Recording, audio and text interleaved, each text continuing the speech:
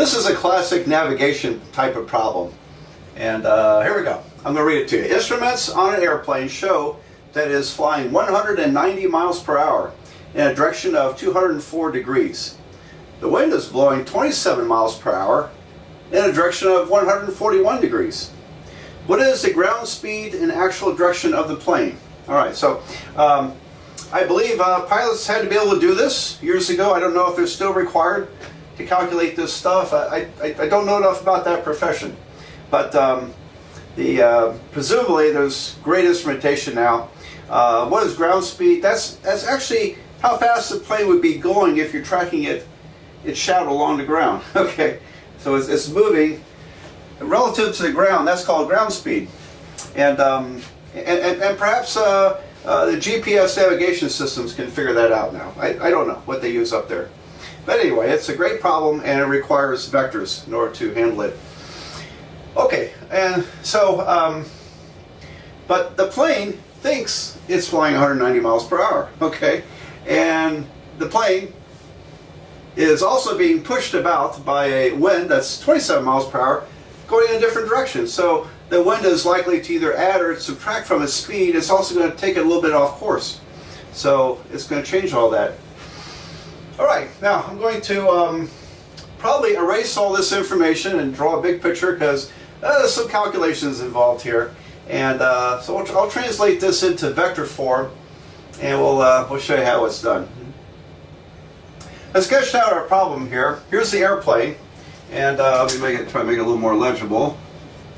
Okay, it's flying in a direction of 204 degrees at 190 miles per hour. And here's the wind. The wind is 27 miles per hour in a direction of 141 degrees. All right, so it's a classic vector problem because there's a force propelling the plane. There's a force propelling the wind. So the net force, the addition of forces, will tell you the direction and speed of the airplane. Actually, direction and speed combined is called velocity. Velocity can be a multi-dimensional measurement, but let's don't worry about that now.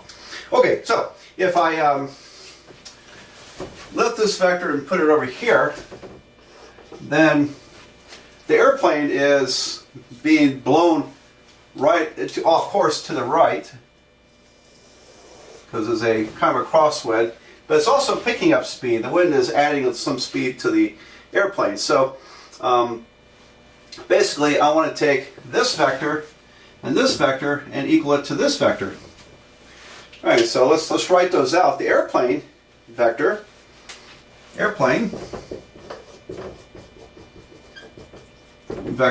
is, alright, now this is described in polar form. Okay, it's in polar form, and that's the absolute value of the vector, or the length of the vector, 190 miles per hour. Here's the direction. So this is 190 cosine 204 degrees I. That's the horizontal component of the vector, the I component. And the vertical component would be 190 sine 204 degrees J. I and J vectors. So here's the vertical. Okay. And then the wind vector is 27 miles per hour cosine of 141 degrees I plus 27 miles per hour sine 141 degrees J. Great. So there they are. So now we need to add vectors. And there's no way to add the polar components to it. In other words, I can't add in any way 190 plus 27. I can't add 141 degrees plus 204 degrees. It would make no sense. However, these vectors have been, although they're written in polar form, because it has length and angle, but they're also in rectangular form, because if we calculate this, we'll have the rectangular form. So what I'm trying to say is that in order to add these vectors, we have to figure out the rectangular form. Alright, so let's do that. I'm going to multiply 190 times cosine 204 degrees, so 190 cosine 204 is negative Let's go 1 decimal place. I think that might be good enough here. Minus 173.6 I. And then if I repeat that calculation here over here with sine, 190 sine 204 degrees. There it is. Minus 77.3 J. So this is the rectangular form of the airplane vector. Okay, that's a rectangular vector in the airplane rectangular form. All right, and then we're going to add these. I have to calculate them though. So 27 cosine 141 is minus 20.98 would be 21.0, minus 21.0 I. And then, let's see, 27 sine 141 is 16.99, that'd be 17.0 plus 17.0 J. Now I'm adding these together. Okay, so by coincidence, these are got zeros in the first decimal place. All right, so what do we get? Let's see. Well, those are both negatives. They add together, so I get minus 194.6 I. Right? Yeah, 194.6 I. And these are, let's see, subtract 17, that's minus 60.3 J. Great. So this is the ground speed vector for the airplane. That's the ground speed vector. And in order to interpret that, now I need to go back to polar form. So the R for this vector, and let's see, I'm going to erase this mess here so I have some room to write. So, and let me, is that, oh, I hope the camera's picking up. I had to raise my camera because I wrote too high. I think it's all on there. Okay, sorry about that. All right, let me do some erasing here. So this is the ground speed vector by adding the airplane vector and the wind vector. But I have to calculate from polar form into rectangular form in order to do that. So, okay. I made some room, and here is that ground speed vector. So R is the square root of these numbers squared. So I have negative 194.6 squared plus negative 60.3 squared.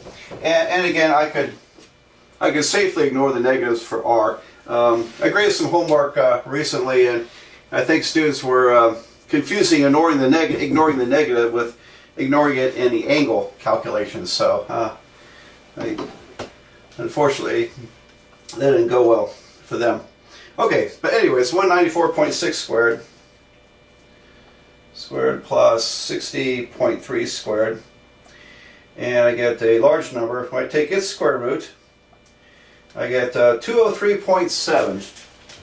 So this is 203.7. Does that make sense? Yeah, the wind picked up some speed. I mean, the airplane picked up some speed because of the wind. The wind is blowing kind of in its direction. So it's now going 203.7 miles per hour. And for theta, the angle, inverse tangent of this number divided by that number, minus 60.3 over minus 194.6. Okay, so I'll get a wrong angle here. I'll have to add 180, I think. 60.3 divided by 194.6. Okay, I got 17.2 degrees. Well, the wind's not going to make it go backwards this way. So it's not going 17 degrees in that direction. So I have to add 180 to it because we are working in the third quadrant here. So add 180 to this problem, and we get, what is that, 197.2 degrees. All right, so it does blow it off course. It was going 204 degrees, now it's moved up a handful of degrees up to 197.2. So let's write out the answer. The ground speed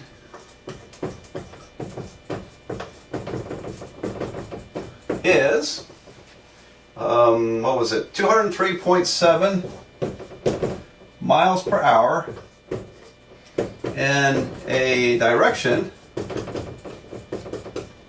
of let's see, 197.2 degrees. There we go. That's the result there. Okay, a great problem, I think, and a very nice application of vectors. I think you could probably figure this out if you had to by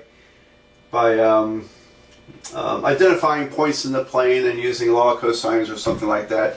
I think it's too much work. So vectors tend to be more efficient at many things. Not everything, but some things vectors are quite efficient. Okay, well, let's think about some more problems. I have another navigation problem, and it's a wonderful problem. But I'm in a bit of a quandary because if I solve this problem with vectors, it's a long problem, and there's actually a shorter way to solve it without vectors. All right, so what do you do? Well, in real life, you want to do it the short way, right? So do I. But there's a lot we can learn from this problem by using vectors. So I ask you to indulge me on this. I'm going to work this with vectors because there's a lot of really interesting math in it, I think, that can help you in understanding and applying vectors. All right, so here's the problem. And by the way, the textbook I'm currently teaching out of has this problem, a type of problem like this, that's a little bit similar to this.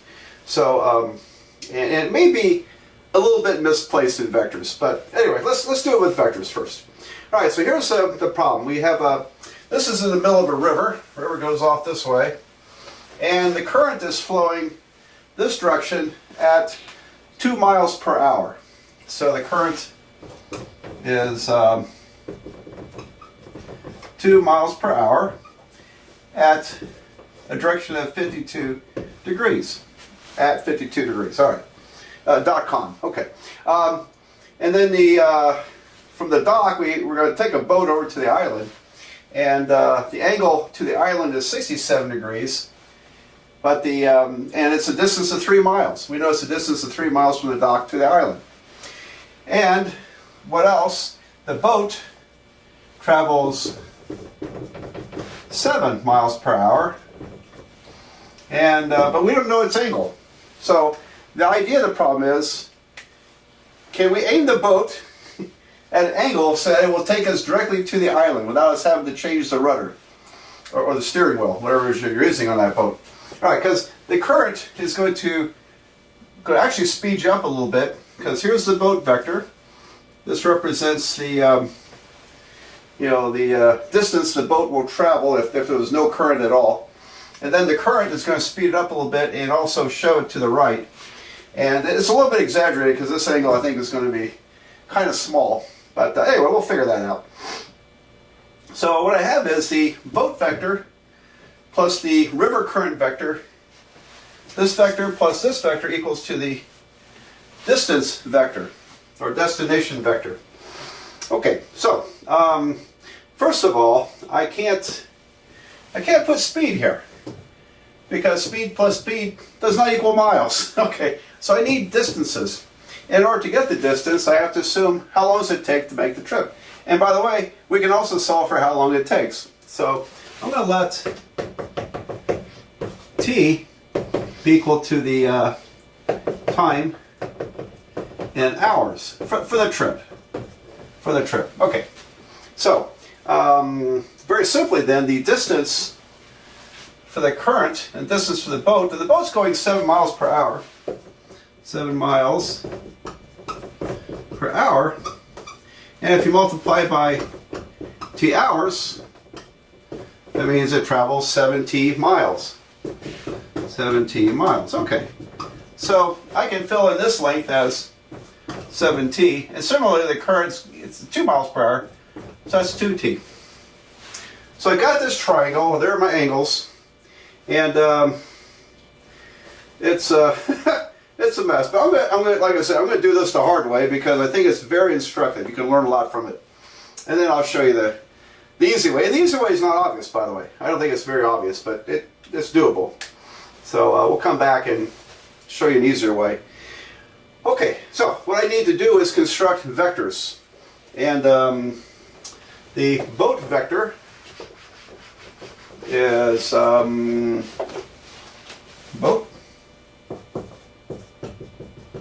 I'll call it vector B. Okay, and we have the length of the vector is the distance, 7t times cosine of the angle theta. Now theta is the unknown angle I'm solving for. So 7t cosine theta I plus 7t sine theta j. So that's, we can describe it, this vector, in polar form as a magnitude or absolute value or distance of 7t miles, and the angle is angle theta. But r cosine theta I plus r sine theta j would be the calculations to put it into rectangular form. So we have no way to represent a vector, strictly speaking, in just r and theta. We need I and j implies a rectangular format. So anyway, that's why it ends up that way. Now the current, I'll call that C. The current would be, its length is 2t cosine 52 degrees I plus 2t sine 52 degrees j. That's the current. So very similar idea. And finally, the destination, I'll call it destination vector, which is d, would be 3 cosine 67 degrees I plus 3 sine 67 degrees j. Okay, now we can calculate the sine and cosine 52 and 67 degrees and put numbers in there, but I think it's a good idea, rather than juggling all those decimals around, let's keep it in symbolic form with the sines and cosines, and when the time comes, then we'll pull out the calculator and calculate this stuff. So what I basically have the both vector plus the current vector equals to the destination vector. How about that? B plus C equals D. Okay, so that's the vector addition that's going on here. Alright, so I'm going to put all that together, and matter of fact, since B is the unknown, now I'll just write it this way. So let me, when I add these together, I have one equation with I and j vectors. Now, the neat thing about the vectors, you can write one equation with two unknowns in it. Actually, there are actually two equations buried inside that one equation. All right, so the terms with I form one equation, the terms with j form another equation. And so if I pull out the i's, all right, so I'm going to add this plus this equals this. And if I pull out the I components, I have 7t cosine theta plus 2t cosine 52 degrees equals to 3 cosine 67 degrees. So that literally is are the I pieces of B plus C equals D. Just the I's. Okay. And then the J's form a separate equation. So I have 7t sine theta plus 2t sine 52 degrees equals to 3 sine 67 degrees. Alright, so there we go. I have a set of equations. Okay, and alright, so if you got that picture, you can always rewind back, or hopefully you're taking notes. I mean, it'd be a lot better if you take notes, because like I like to say, if you're just watching someone do math, it's just bouncing off your eyeballs. But if you take notes, all that stuff has to go through your brain to get to your hands. So at least it goes into your head once, and you might retain it better. So I have to solve this system of equations. To solve for what? Well, I have two unknowns. I have t and I have theta. And how in the world do you solve that? Well, one thing I can do is solve for t with one equation, and then replace the t's in this equation with what I solved here. So solve for t, replace t's, and then I'll have an equation with theta. And we'll go from there. So I think I'm going to have to erase my wonderful diagram up there.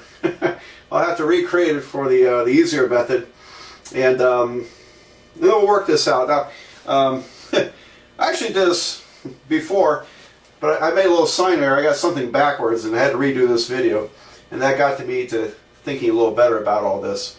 So anyway, there's a really nice, surprising trick in this problem. I think it's really, really wonderful. All right, so let me erase it. So I solved for t. Now, let me explain how I solved for t, because I didn't show all the steps here. I just solved for t. If I factor t out, I'll have t times 7 cosine theta plus 2 cosine 52 degrees equals 3 cosine 67 degrees.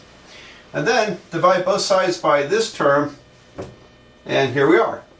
3 cosine 67 divided by this, what was in parentheses. All right, so that's using the first equation to solve for t. Now, I'm going to replace the t's in here with this expression. And when I replace t here, both these terms have the same common denominator. So I'll save a little bit of writing by using that fact. All right, let me take off this line, and I'll replace it into the second equation. I got to tell you, when I first did this, I wondered, well, how am I going to finish this problem? And then something wonderful occurred that I spotted. A really nice trick.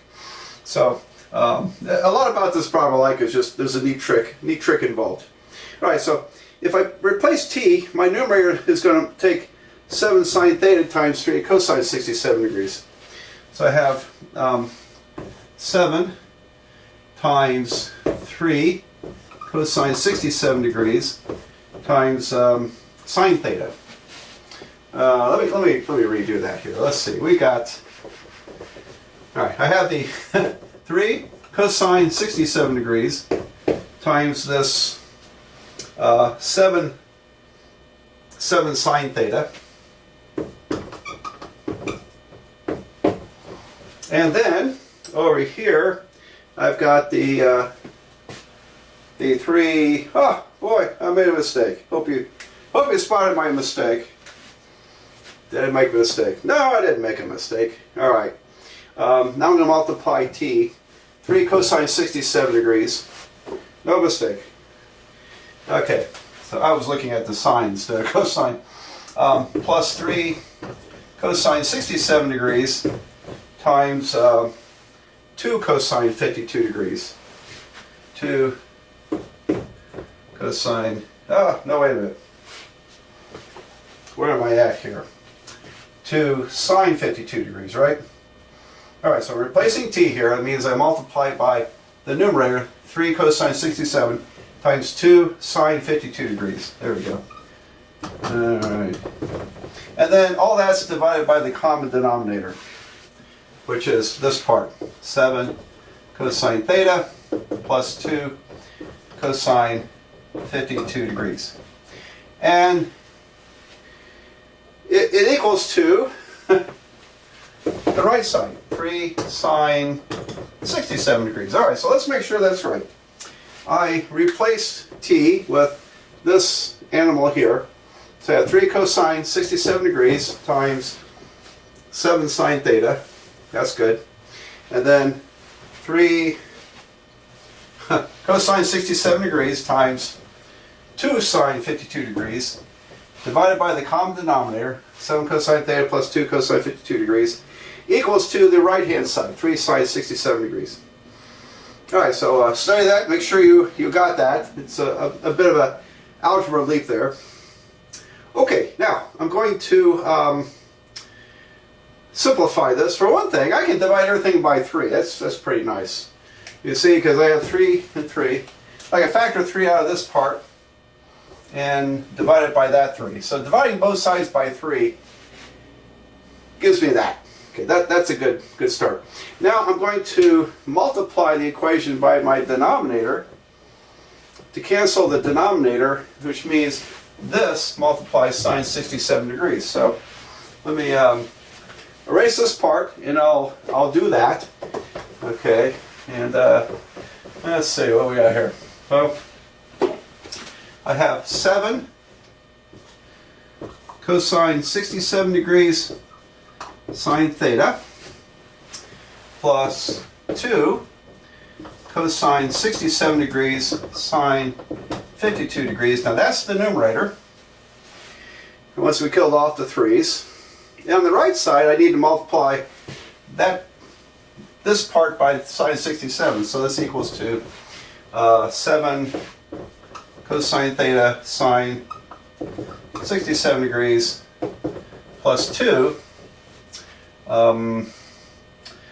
cosine 52 degrees sine 67 degrees. Okay, so did I get that correct? 7 cosine theta times sine 67, good, plus 2 cosine 52 times sine 67. That's great. All right. So we're getting there. We're getting there. Now, I think I'm going to keep my t, because once we get the angle figured out, we can calculate the time pretty fast. Just plug theta in here and do this computation. It'll tell us how long it takes for the boat to get to the island. All right. So I'm going to keep this. Going to erase this to make more room, and then I'm going to rearrange this equation, and then we're actually getting close to finishing this. Believe it or not, we're getting close. So bear with me on this. Okay, it would actually be a neat challenge for you to see if you can figure out how to solve this equation for theta. It's a nice trick. There's a nice trick involved. Okay, so what I want to do is pull the thetas together and the non-thetas together. So I'm going to subtract this term over here, and I'm going to subtract this term so it goes over there. So I end up with 7 cosine 67 degrees sine theta. That's this term. I'll subtract this term, minus 7 cosine theta sine 67 degrees. And then I have this term equals 2 cosine 52 degrees sine 67 degrees. And then I'll subtract this term, minus 2 cosine 67 degrees sine 52 degrees. All right, you got that? All right, so I did a little strategic rearranging there, and I'm going to make sure I got it right. Okay, that's yeah, boy, it'd be a heck to have to redo this video. Okay, again. Okay, so that's correct. Now then, what to do? We're almost there. I'm going to divide both sides by 7. And I end up with cosine 67 degrees sine theta minus cosine theta sine 67 degrees equals to, now if I factor 2 out of here, I factor 7 out and divide it by 7. So actually I can write 2 sevenths times cosine 52 degrees sine 67 degrees minus cosine 67 degrees sine 52 degrees. Great. There we go. So factor 2 out, factor 7 out, divide both sides by 7. Okay, like I said, I think we're almost done, believe it or not. And you might pause the video and see if you can figure out how to solve this. Well, if you figured out what theta is, congratulations. If not, well, enjoy the show. Enjoy the show. Now, I need, when I worked this problem, I thought, oh, this looks like an identity. Looks like an identity. So I had to look it up to make sure. And what I want to use is this identity. The sine of alpha minus beta equals to sine alpha cosine beta minus cosine alpha sine beta. All right, so that's one of those sum of difference identities we established a while back. All right, so in other words, I'm going to turn this into a single sine function, and but we have to figure out what's what here. So let me see. It looks like beta is 67 degrees here. So this is beta and sine beta, okay, and then alpha is my theta. Okay, so I have sine theta cosine 67 degrees minus cosine theta sine 67 degrees. It fits that identity up there perfectly. And look what we get. This is the sine of alpha minus beta. Alpha is theta minus beta minus 67 degrees. Sine theta minus 67 degrees. Oh, that is a huge development, because now I only have one trig function, and I can solve for that. And while we're at it now, we can run this through a calculator. Okay, of course we can. Of course we can. But if we applied the same idea over here, just for the fun of it, let's go ahead and do the same thing over here. And like I said, we can just run that through a calculator. But let's see, cosine. So here, beta is 52 degrees, and alpha is 67 degrees. All right, so sine theta, this is so beautiful. Let me give it a little bit extra space here. Sine theta minus 67 degrees. I just like to admire this. I think it's a wonderful problem. Too bad it's the hard way to do the problem. Okay, you're going to love the easy way. But let's see, this is 2/7 times the sine of, alpha minus beta, 67 minus 52. It's 15 degrees, isn't it? 67 minus 52 is 15 degrees. Look at that. Okay. So, there we are. What do? Well, take the inverse sine.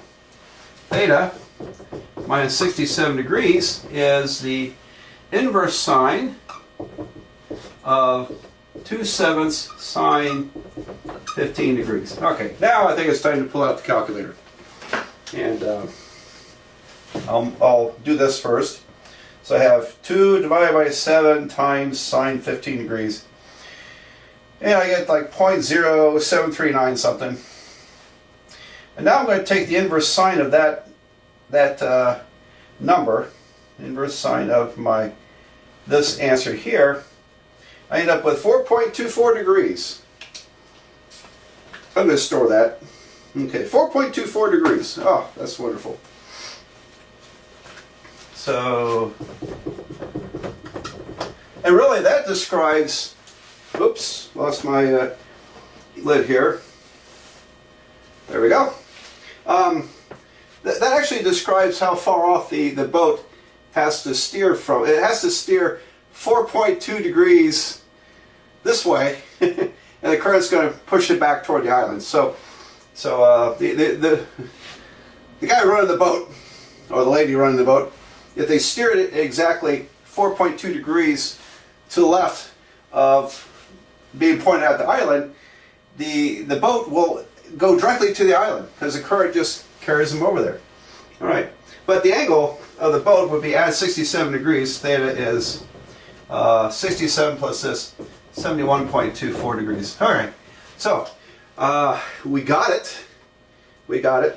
I'm going to add that plus 67 and store that. Okay. All right, so the angle of the boat from east, okay, this angle is going to be 71.24 degrees.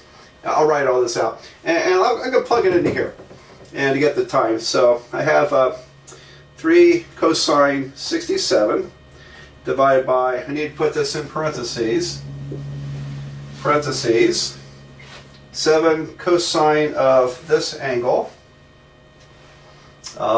plus 2 cosine of 52 degrees. Alright, so moment of truth. Yeah, it looks right. I get 0.336 t equals to 0.3366 hours. Let's convert it to minutes. So if I multiply by 60, I get 20.2 minutes. 20.2 minutes. And if we wanted to, we get minutes and seconds. But anyway, 20.2 minutes. 20 minutes and what about 12 seconds, something like that. Okay, so and I would normally write this out. Let me speak it. Okay, so the angle from the shore, the boat must be pointed in is 71.24 degrees, and the time for the trip is approximately 20.2 minutes. There we go. Okay, so I hope you enjoyed the problem. It's a lot of work, wasn't it? It was a lot of work. We solved it with vectors, and now, now you'll find out it actually was a lot easier way to solve this without vectors. So it's part of a theme I occasionally run into teaching mathematics. Sometimes some methods are just plain overkill. But we didn't know this in advance. I didn't know that in advance when I first worked a problem like this out. In class the other day, it was kind of like this. It came from the textbook. And we decided it was quite a bit easier, a different method. So, all right, so let me erase the board. I'll redo the problem the easy way. So I'm taking this problem back to the starting diagram, more or less. Here's the boat. There's the island. It's 3 miles to the island. The angle from the east is 67 degrees to the island. And then the boat current is 52 degrees. So that reads 52 degrees. And now this is 3 miles, and I need miles here. I don't need speeds, I need miles. But we let t be the time for this trip in hours, and so the boat is moving at 7 miles per hour times t hours gives it a distance of 17 miles. And the current, likewise, is going to be 2t, since the current is 2 miles per hour times t hours. All right, we kind of covered that ground earlier. And although I call this kind of the easy way of working this problem, it's still not that easy. Okay. It's going to look easier than the one I just did with the vectors, I got to tell you. But I think we can learn from this as well, and learn from this problem. So what am I after here? Well, I need some angles, and I'm interested in this angle right there. I think it's 15 degrees, but let's verify that. So if I draw a perpendicular down here, all right, got a right triangle, and that makes this angle right here 23 degrees. And then if I extend that across, that's a right triangle. So this right here is a little right triangle. It's a little small from the camera there. But this entire angle is, although it doesn't look like it, that's 38 degrees. Okay. And so because 52 plus 38 plus 90 is 180, so 38 degrees from this side to the perpendicular. And then if I subtract off the 23, that means that little angle right there is 15 degrees. That's great. That's great. Okay, so now what? Now what?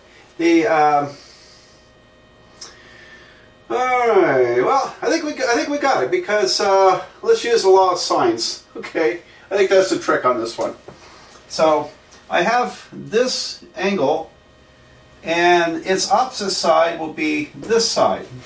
So the sine of 15 degrees divided by the distance, length on that side of the triangle, 70.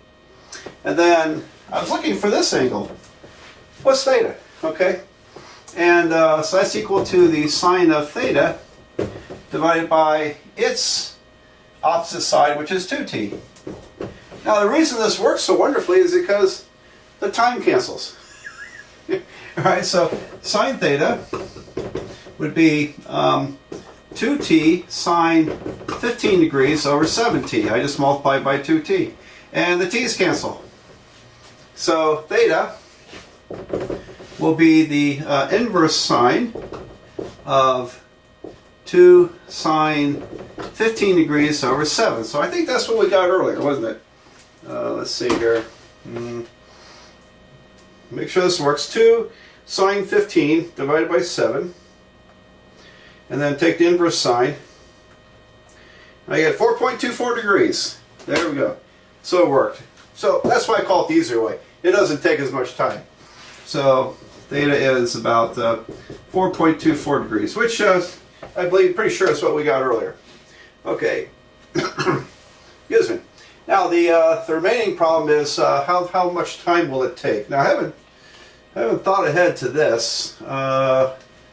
Ooh, how am I going to get the time out of this mess? Well, maybe I just need to use one of these right triangles. And so here, if I take this right triangle, let's see if this works. I am thinking on the fly here. I haven't worked this out. So I have 52 degrees. And what's theta have to do with this? Oh, I don't know. This is 2t. 2t.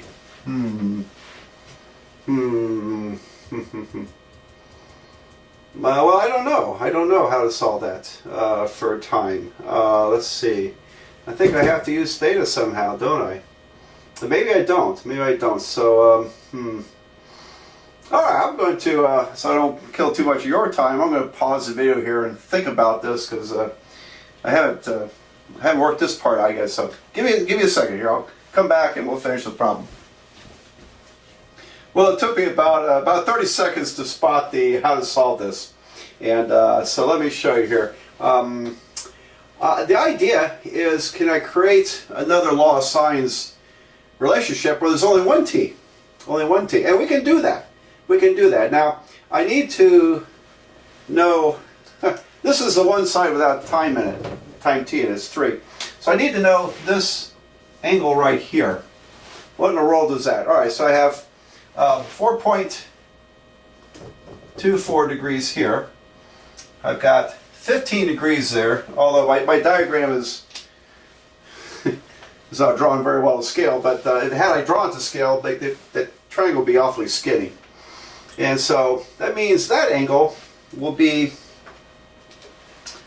I'm going to store that 4.24 degrees angle, this one, with all the decimal places. All right, so if I take 180 degrees from the full triangle, subtract that 15 degrees, and then subtract the 4.24 degrees, that angle is 160.76 degrees. All right. And I'm going to store that in my calculator so I have all the decimal places. All right, so I think we can put this together now. So let's see. And make some room. Kind of excited about this. I think it's a cool problem. Okay, so the I want time. So I can use either of these. Let's use 7t is across from 15 degrees. Anyway, so how about 7t? I usually draw in blue. There we go. Alright, so 7t divided by the sine of, remember it's this obtuse triangle here. Its opposite side is 15 degrees. So 7t divided by sine 15 degrees equals to 3 divided by the sine of 160.76 degrees. Okay? So that means if I multiply by sine 15 and divide by 7, t will be 3 sine 15 degrees divided by 7 sine 160.76 degrees. Okay, so what are we supposed to get? It was like 0.33 or something. Here we go. So 3 sine 15 divided by 7 and then divide by sine of my angle 160 something. I get 0.3365. I think that's the answer we're supposed to get. So t is 0.3366 hours. And if I multiply by 20,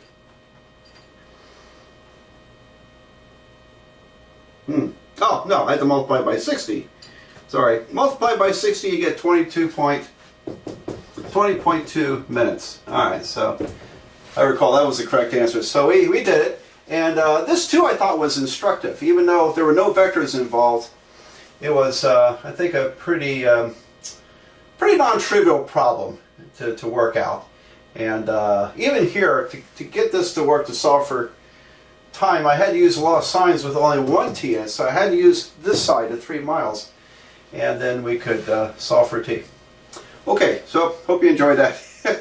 And let's go on to static equilibrium.